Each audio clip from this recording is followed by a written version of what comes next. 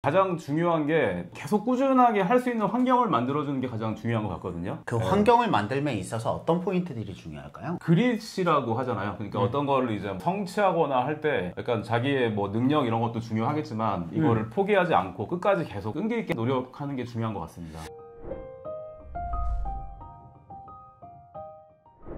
안녕하세요. 대치동 캐슬입니다. 오늘 또 김철호 선생님과 함께 이야기를 해보려고 합니다. 이렇게 김철호 선생님을 모시고 오늘 할 주제는요, 공부 안 하는 우리 아이 학원을 그만둘까요? 입니다. 실은 이거 저희들이 맨날 듣는 소리잖아요. 아, 그쵸. 예. 자주 듣습니다. 아, 우리 아이가 공부를 너무 힘들어하는 것 같아서 더 못 다닐 것 같아요.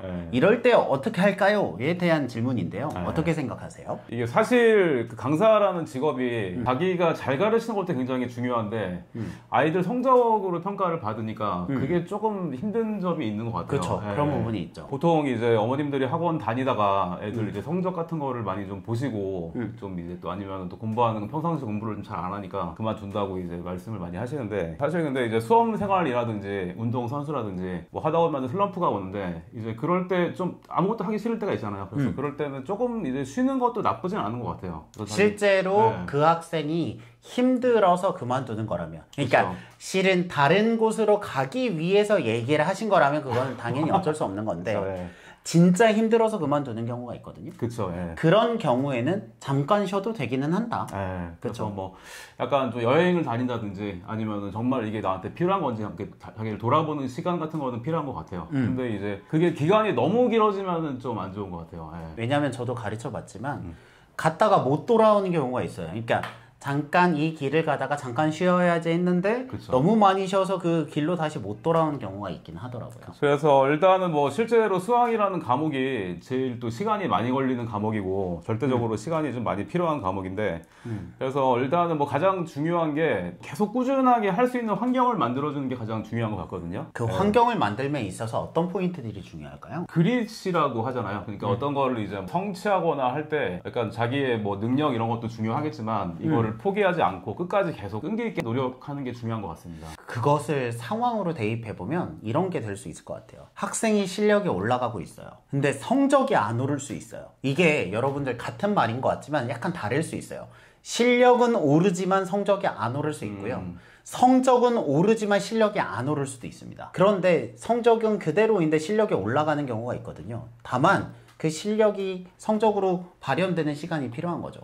그 시간을 기다려줘야 된다라는 말씀이신 거죠. 네. 고등학교 때 이제 IQ 검사를 하는데 맞아요. 그 학교에서 잴 수 있는 게 만점이 155까지거든요. 그래서 저희 고등학교 때 50명 중에서 15명이 만점이 나왔어요. 155점이. 예, 그래서 155가 나왔는데 걔네가 그러면 1등부터 꼴등까지, 저기 15등까지 딱 이렇게 돼야 되는데 그게 아니고 1등도 있었고 꼴등도 있었고. 그 155 넘은 친구들 중에서. 그쵸. 그쵸. 그러니까 이게 뭐 타고난 뭐 이렇게 재능이라든지 뭐 이런 것도 중요하겠지만 끝까지 포기하지 않고 계속 갈 수 있는 게 중요한 것 같습니다. 철호쌤이 말씀하시는 게 저도 공감이 되는 게 저희들 중에 학점 1등이 사회에 나가서 1등을 하는 것도 아니고 그쵸. 머리가 좋은 순으로 잘 되는 것도 아니잖아요. 그쵸. 예. 그렇게 따지면 뭐 대학교를 안 나온 아이유 씨가 지금 가요계에서 저렇게 잘 활동을 하는 건 그거는 이렇게 단순한 비교로는 설명할 수 없는 요소들이 있는 것 같긴 합니다. 아, 아이유가 대학을 안 나왔나요? 지금 처음 들었네요. 지금. 아, 그렇군요. 중요한가요? 아니죠. 수학이 사실 뭐 이렇게 계단식 한 분인데 그 계단이 이제 초등학교에서 중학교 넘어갈 때랑 중학교에서 고등학교 넘어갈 때 갑자기 가파르게 좀 이렇게 단계가 계단이 올라가거든요. 그래서 아이들이 초등과정을 잘 하다가 이제 중등과정을 처음 시작을 할 때 뭐 음수 계산이라든지 뭐 방정식 이제 X로 자꾸 푸는 거라든지 함수 이런 게 처음 나오니까 굉장히 많이 좀 어려워하는 것 어려워할 같아요. 수 있죠. 예, 예. 그래서 저희 전교반 같은 경우 예를 들어도 다른 과정보다는 1-1이 좀 중간에 좀 이렇게 힘들어해서 어머님이 중간에 좀, 쉬시는 경우가 제일 많다. 맞아요. 제일 많아요. 그래서 지금 사실 3-2 수업을 하고 있는데 걔네가 1학년 때 작년 1월에 시작을 했어요. 그래서 선생님이 1-1부터 계속 끌고 와서 3-2인 반이 있는 거죠. 그쵸. 네. 그래서 이제 3-2 수업을 하고 있는데 그 중에 학생이 좀 이렇게 잘하는 학생은 아니었거든요. 단원평가 같은 거를 보면은 뭐 40점, 50점대가 나오고 근데 물론 저희 단원평가가 이제 기출문제를 중심으로 만든 거기 때문에 강남권 4개 정도 학교를 이렇게 모아서 만든 거기 때문에 쉽지는 않아요. 절대 쉽지는 않은데 걔가 이제 그 정도가 나오니까 아 얘가 이거 할 수 있을까? 이거 계속 할 수 있을까? 가르치는 입장에서도 좀 힘들지 않을까 싶었는데 어쨌건 애가 계속 한다고 하고 어머님도 약간 이제 좀 지지를 해주셔가지고 지금 1년 6개월 정도를 같이 하고 있습니다. 근데 얘가 3-2를 하고 있는데 뭐 물론 드라마틱하게 성취율이 이렇게 올라가진 않았어요. 100점이 되진 않았어요. 지금 한 60점 정도, 70점 그 사이가 나오긴 하는데 이제 괜찮아졌네요. 네, 근데 이제 중요한 건 뭐냐면 얘가 1-1은 굉장히 쉬워요 지금. 그러니까 얘가 지금 6학년 때 시작을 해서 지금 중1이거든요.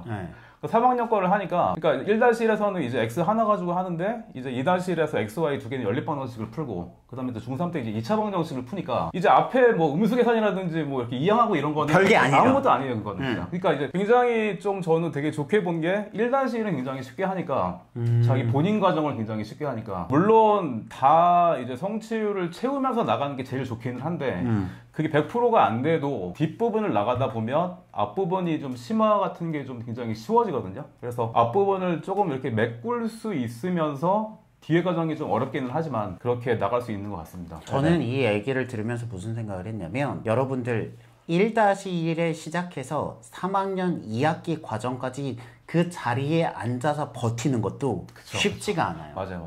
근데 이제 철호쌤은 그 학생이 뭐 40점에서 100점 되고 30점에서 100점 되고 뭐 이렇게 드라마틱한 변화는 아니었지만 여전히 힘들어하지만 그 자리에 앉아 있으니까 예전에는 굉장히 어려워서 쩔쩔매던 그 단계는 돌아보니까 별거 아니라는 거죠. 그렇죠. 그렇게 성장을 하는 것처럼 공부 안 하는 우리 아이가 물론 힘들죠. 공부가 힘들지만 이 과정을 그릿이라는 이름으로 조금 더 견디면 나중에 그때 어려워했던 그 과정은 별게 아닌 게 될 수도 있다라는 얘기신 거죠. 그렇죠. 친딸이랑 친아들 계속 얘기를 해서 그렇긴 한데 저희 작은 애가 이제 중1이거든요. 제가 이제 수업 끝나고 집에 가보면 항상 자세가 두 가지예요. 그러니까 누워있거나 아니면 게임하고 있어요. 맨날 보는 이제 입장에서 이게 얘가 누워있거나 아니면 게임을 하고 있으니까 너 맨날 왜 이러고 있냐 그러면은 아빠가 볼 때만 이런 거라고 막 이렇게 얘기를 하고 그러니까 막상 이제 부모님들도 막 방학 때라든지 애들이 이렇게 같이 집에 있으면 맨날 보는 모습이 이제 싸워 누워있거나 이런 것만 보니까 조금 이제 어머님들 입장에서는 좀 마음에 안 드실 수가 있기는 해요. 예, 근데 이제 그거를 어떻게 하면은 좀 잘 이렇게 환경을 만들어주고 계속 끝까지 좀 할 수 있게 하는 게 제일 중요한 것 같습니다. 저는 이 얘기를 들으면서 느끼는 게 그 아이의 활동보다는 그 아이의 활동을 바라보는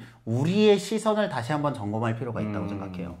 예를 들면 3-2에서도 힘들어하지만 그 자리를 앉아있는 게 굉장히 어려운 일이에요. 왜냐면 저희들이 선생님이라서 학생들을 해보면 많은 경우에 강도를 버티지 못하고 다음에 올게요 하고 가는 경우도 많거든요. 그게 나쁘다는 게 아니라 지금 우리가 볼 때 별거 아니고 얘가 좀 더 잘했으면 좋겠지만 그 자리를 유지하는 것도 쉬운 일이 아니라고 생각을 해준다면 그렇다면 조금 더 아이를 바라보는 시선이 좀 더 너그러워지지 않을까. 더군다나 저희 정규반 과정이 사실 3개월 동안 이제 한 학기 과정을 하면서 문제집을 이제 3권에다가 에피톰 코드, 에피톰 노트, 그 다음에 단원 평가까지 이렇게 기출 문제로 이루어져 있기 때문에 그런 과정을 사실 센 수학만 해도 1000문제가 넘어가거든요. 그래서 굉장히 그게 적지 않은 양이에요. 그래서 그거를 소화를 하고 있다는 것 자체가 굉장히 대단한 것 같습니다. 그 학생 같은 경우는 이제 1년 6개월 정도를 같이 공부를 했고 이제 7월 달에는 고등 과정을 들어가요. 그래서 같이 이제 거의 이제 2년 정도 같이 공부를 하고 있는데 물론 이제 고등 과정을 들어가면 또 다른 커다란 벽이 있기 때문에 굉장히 좀 많이 힘들 건데 어쨌건 지나가야 될 과정이기도 하고 그리고 이제 뭐 선행 속도 이제 이런 걸 또 많이 물어보셔서 이제 사실 뭐 중2를 이 학생이 올라가게 되면 학교 이제 시험이라든지 수행평가라든지 이런 것 때문에 시간이 많이 좀 없잖아요. 근데 지금 중1 때 같은 경우는 자유학년제니까 조금 여유가 있고 해서 좀 시간이 있을 때 최대한 좀 이렇게 공부를 해놓으면 나중에 좀 많이 편한 것 같습니다. 저희가 이렇게 철호쌤이랑 하는 것은 실제로 저희들이 수업을 하면서 하는 이야기들을 여러분들께 들려드리는 거고요. 혹시나 궁금하신 내용들이 있으시면 댓글로 달아주시면 그 내용들을 저희가 보고 다음에 또 영상을 찾아뵙도록 하겠습니다. 여러분들의 교육을 응원합니다. 저희들은 대치동 캐슬기였습니다. 감사합니다.